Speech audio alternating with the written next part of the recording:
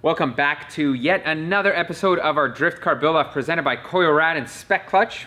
Today we finally get the exhaust on the M3, take care of a few other little small details, and this thing will finally be ready to rip.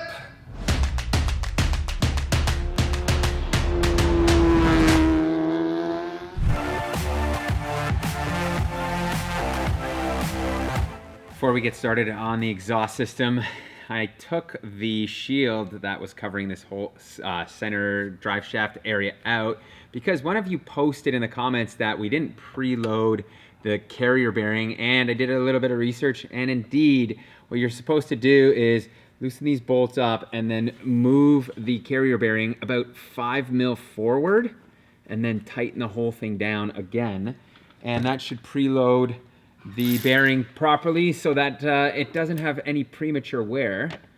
And you're actually also supposed to center it, which I've already tried to do. I mean, there's not a lot of play this way, but there's certainly enough this way to warrant that you do need to preload it. So I'm gonna go ahead and do that. Another one of you commented that we should remove our clutch delay valve. And as the name implies, that's exactly what it does. Not gonna be good for drifting. And I think the procedure here is pretty simple. All you gotta do is crack the hard line from the slave, and then the rubber line, I've already clamped it off here so we have minimal drainage so we don't have to bleed the clutch too badly. And now I guess I gotta just take this thing, pop it off here and rotate it off, and then I'll show you exactly what it looks like when I'm done. There is our delay valve, so it's as simple as pulling that out. Now what I'm gonna do is hook the line up directly to our slave, and no more delay in the clutch. Simple as that. So once again, thank you to the user that mentioned that. We do try to read all your comments and take your feedback. As you guys saw in a previous episode, our mid pipe was rusted together. We couldn't separate it, and we gave up on it. And Pete actually jumped on Kijiji, or Craigslist for all you Americans, and found these used pieces in decent shape for $100 for this section and $100 for that section. So $200 all in.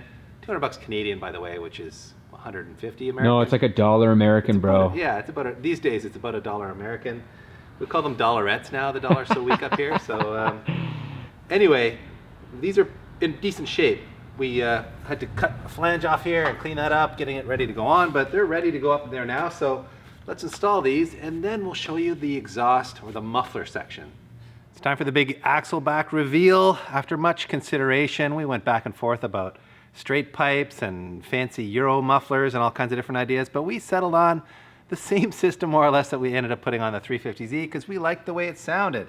This is a Borla S-type axle back using the same high quality mandrel bent tubing that has lots of chromium and nickel in it, so it'll never rust, or at least it's very resistant to rust. In fact, so resistant that they come with a 1,000,000-mile warranty. Pretty sure we're not going to do 1,000,000 miles of drifting in this thing, so these will last the lifetime of this car as long as it's in our possession. It's also got Borla's S-type mufflers, obviously, which have a straight through perforated design with a lot of packing in there to give them that distinctive Borla sound that we really like. And they've got these nice rolled chrome tips. So all in all, we think it's just a really high quality, mature exhaust system that PT's going to be able to drive this car on the street without, you know, the police breathing down his neck. It's a cabriolet. You want to cruise with the top down and maybe not give yourself permanent hearing damage. Well, and it's going to get rid of some of that rasp. A lot of people said that the headers are the problem, but I watched a couple YouTube videos and these seem to be the ones that have the least amount, so yeah, it's gonna definitely help, right? Well, we'll find out, won't we? And we also think they sound great at wide open throttle, at least they do on the Z, and we're pretty sure they're gonna sound good on this car too. So, by the way, they come with really good instructions, as do all Borla systems, so if you're the kind of person that needs a little help, like me, Borla provides that. Was just about to bolt up that Borla axle back system, and I realized, you know what? We've got some pretty busted up mounts. When me and Moose took the original exhaust on, we had to tear these almost off to get them out because, as you can see, the bolts that these exhaust mounts bolt up to, well, they are so rotten and haggard. I don't even want to try to remove these because I know what's going to be down that road. and it's gonna require drilling and tapping, and I'm not going there right now. I just wanna get this exhaust system on there. I did actually look it up online to see if anybody dealt with issues like this, and some people do, and what they do is they end up filling the gaps in here with some rubber and whatnot to actually stiffen this up as well.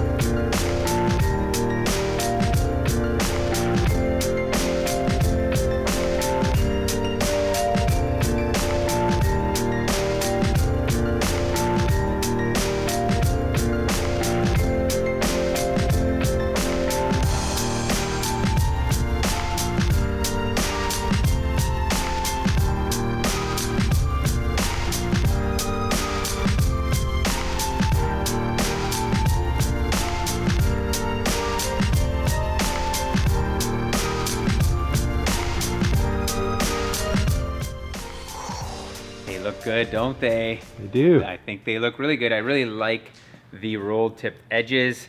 They're very stock, but not. So they kind of give you like an OEM plus look, which I really, really love.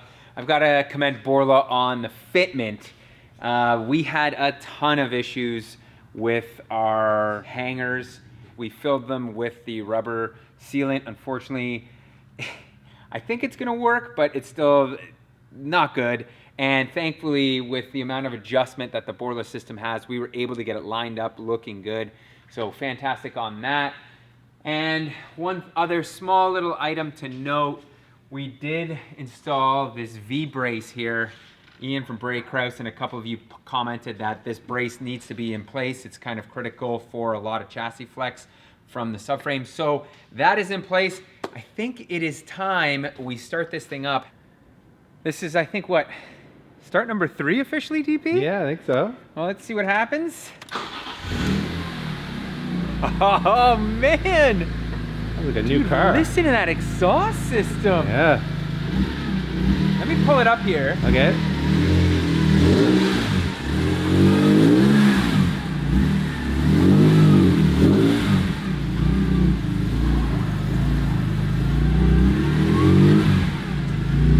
Give me some revs, BC. Give me some revs.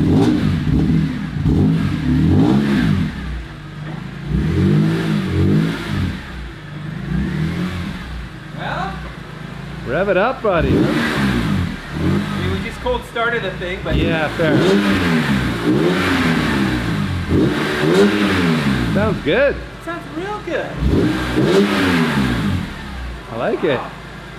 It's not blowing that much smoke anymore either, which No, is nice. that's really good. I think it sounds really, really good. It's exactly what I wanted. It's not too loud, and it does definitely bring out the exhaust note. I can hear, it's funny, you can almost hear a little bit of the raspiness up in this area. Yeah. Not in the Not too bad out back, yeah. out back in the muffler section. So a lot of you commented in the comments said that the headers are the problem. So it does make sense, but I think I'm really, really happy with this. So I think we have one last thing to do, and I think that's in alignment, right, TP? We are back at Enviado for another alignment. These guys always bail us out on our alignments, and obviously if you watched our 350Z episode, we had Riley walk us through what drift alignment is all about. So if you want some more information on that, go check that video out. But we're gonna just have Nam dial this in as quickly as he can to a typical drift spec alignment. So not a lot of camber in the rear, fair bit in the front. And from there, it's really just about going to the track and shaking it down and seeing what works. All right, Nam's got the preliminary results here from our lack of doing alignment back at the shop, and it's not pretty, but it's actually pretty close for camber on the front. We were thinking we'll aim for 3.5 in the front, which is already got on one side. It just needs to add a bit more to the other. Our caster is where our caster is, but it's got plenty of it, so this car will auto steer quite well. And in the rear, we got way too much camber. We've got 3 degrees on one side and 2 on the other. And having talked to Riley about it, he thinks we should get it to maybe like -1 degree. And then for toe, we're gonna just go with OE spec for the rear toe based on Master Riley's advice, and same on the front. I think it's going to be zero toe in the front. So We should mention how the steering wheel looks right now, though. it is way off. It's a little goofy. So we did not hit it to mark at all, right? No, we may have to like reposition the steering wheel. I think Nam's going to measure the tie rods right now to see if we got those on evenly. So there's some work to do here. And there you have it, all green, everything on the screen. That's always a good sign.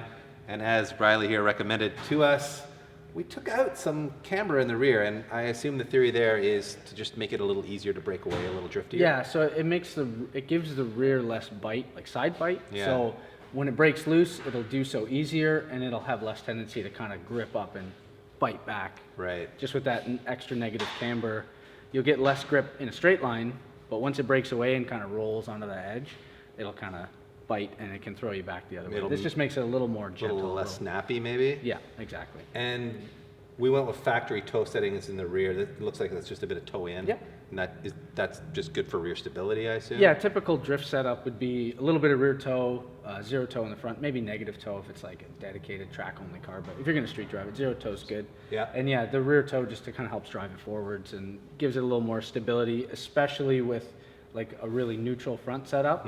At any kind of higher speed, if you don't have the toe in the rear, it kind of gets all like Gotcha, yeah. And wondery. for front camber, we kind of went with our usual road race setup on a Yeah. Max truck car where it's like, Looks good. and that's works just as well on a drift car. Obviously, you want front grip in a drift car. So. Yeah, you don't want to overdo it on the front camber, but sometimes you got to kind of start with like this looks like a good baseline, and then you kind of look at the tire wear. If you're still killing the outside edge, Yeah, maybe add a little add some more. more, okay. Yeah, it looks Cool. good to me. Well, Riley owned an E46 before, so he knows a bit about these cars, and he's going to find out more driving it with Pete in what I think will be the next episode on this car, Pete. Is that right? You betcha, man. I think this thing's ready to go.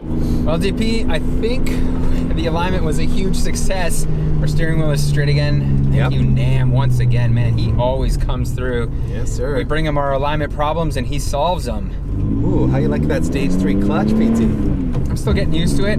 I'll tell you what, though, that clutch delete valve, that diverter valve or whatever it was, removing it. Delay valve, clutch delay valve, clutch yeah. delay valve, right? Yeah. Has been pretty phenomenal. It works. The clutch feel is so much better. Certainly a free mod is a good mod, and I think that one I would recommend to anybody in that sense. Yeah, not all free mods are good mods, to be honest, but that one is worth That doing. one is one, yeah. Okay. And the ride quality is really good man, on these I know. Fortunatos. Yeah. Man, And the car's pretty low. It is low. And it feels good. Like Yeah. It Soaks up absorbs the bumps really well. nicely, and I mean, for street use, I could live with this all day long. Yeah, for sure. And the Momo life over there is comfortable. You're in a good sitting I position. feel like I'm low. You like where you're at? Yeah, I think I'll be able to flick the wheel and grab it pretty easily here. You're ready to rip some skids? Yeah, the shift knob is pretty good. I do like it. So far, the engine hasn't exploded. That's So correct. That's a good sign. We've That put is about correct. 7.5 kilometers on it now. So Yeah, the brakes are good. They're slowly bedding, I can tell. yeah. I love having the gauges. Mhm. That setup is pretty awesome in my opinion, just to be able Especially to for an know engine that we exact- just built. Yeah.